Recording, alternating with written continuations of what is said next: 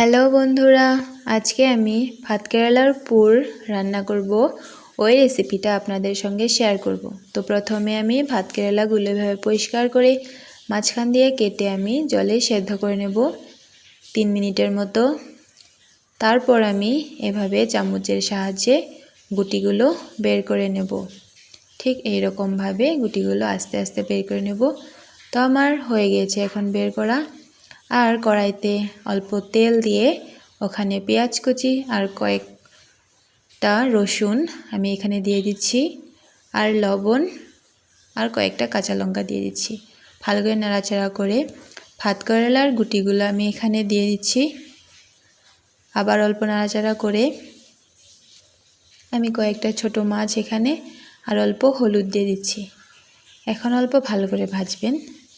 আর আমি এখানে অল্প কালো জিরে দিয়ে দিচ্ছি, আর অল্প নাড়াচাড়া করে নেওয়ার পর আমি শিলনোড়ায় বেটে নিচ্ছি।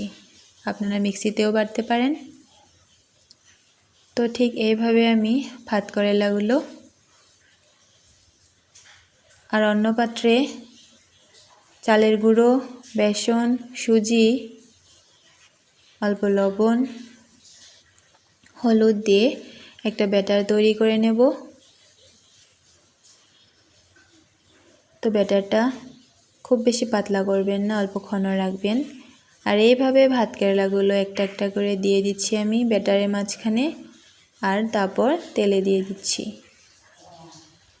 আগুনটা কম আঁচে রাখবেন।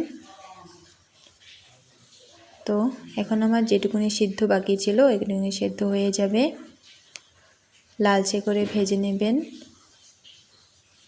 তো আমার প্রায় ভাজা হয়ে গেছে। তো আমার রেডি ভাত কেরালার পুর। আপনারা অবশ্যই বানিয়ে খাবেন। Thank you for watching.